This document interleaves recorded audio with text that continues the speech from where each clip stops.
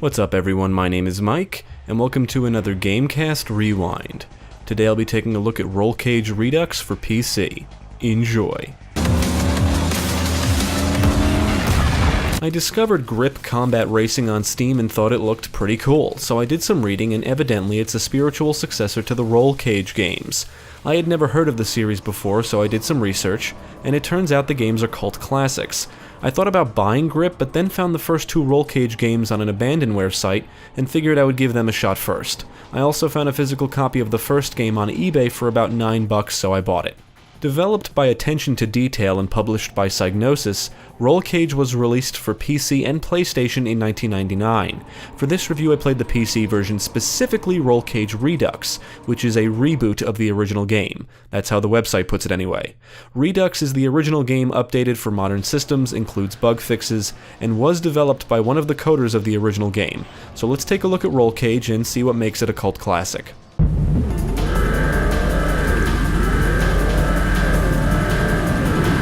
Rollcage is a combat racing game with limited environmental destruction. The game includes a roster of unique four-wheeled vehicles that can drive on walls and ceilings, flip and keep going, and reach speeds up to 500 km per hour.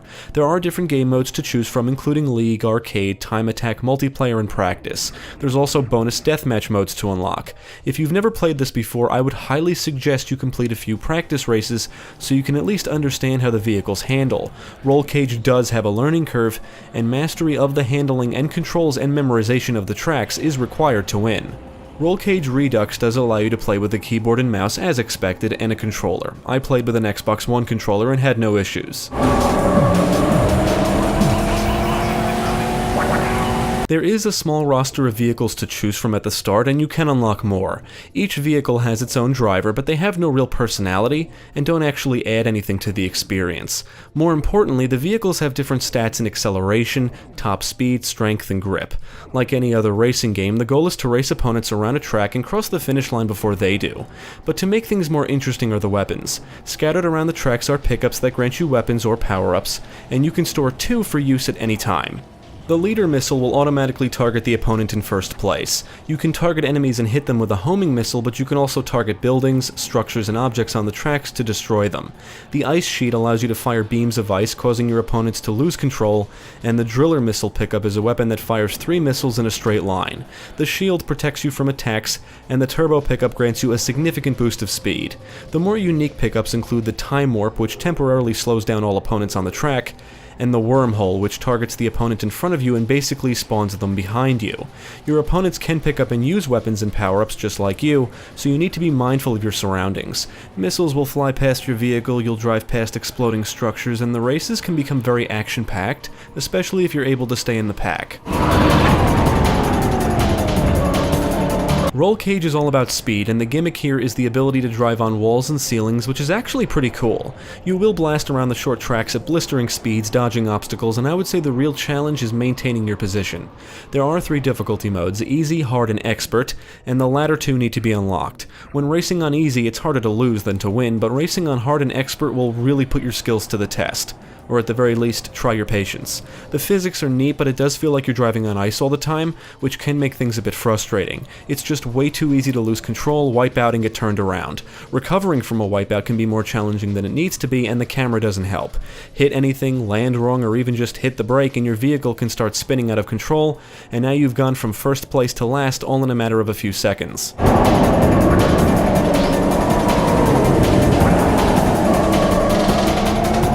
You can enable or disable a catch-up option from the options menu, which I assume is related to rubber banding, but even with that enabled, if you don't have the handling down, you won't catch up easily. The AI can be relentless. They will attack you whenever they can and will ram into you, which can result in your vehicle crashing into something or spinning out of control. Now, I enjoy the hectic high-speed action, but constantly getting turned around becomes irritating. You really need to master the mechanics. Knowing how to control your vehicle at high speeds, how to brake properly, and how to land properly after a jump are all extremely important. Despite my frustration with the handling at times, if you are able to master it, overtaking a position, maintaining the lead, or just simply winning a race can feel very rewarding.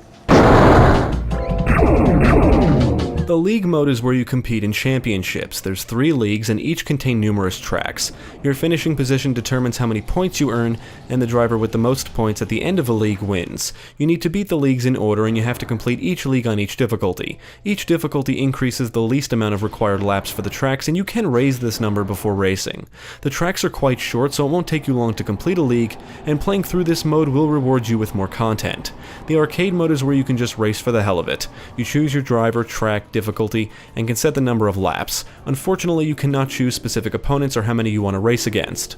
Time Attack is a mode where the goal is to set record lap times on a track of your choosing, and the only pickup you can acquire is Turbo. You can complete an endless amount of laps, and when you quit, the game will show you your best times. I was unable to try any of the multiplayer modes since I couldn't find any games to join, but there are multiple multiplayer game modes to choose from, including Full Grid, Head-to-Head, and Turbo Challenge. I should mention that the game does support local multiplayer with up to 4 players. At the end of each race, you can see your times and have the option to watch a replay.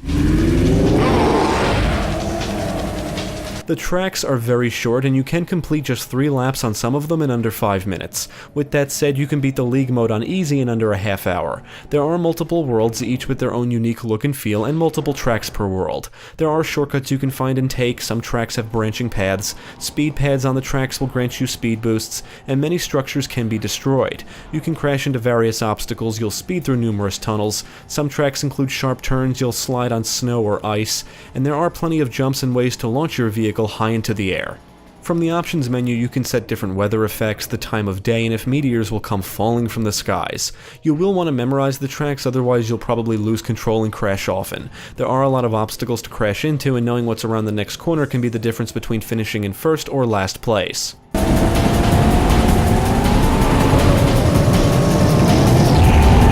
Rollcage does look dated, but doesn't necessarily look bad. There's plenty of color and details, the vehicle models look pretty good, smoke trails behind vehicles as they speed along the tracks, fire and explosions look excellent, and the new graphical options in the Redux version make the game look even better.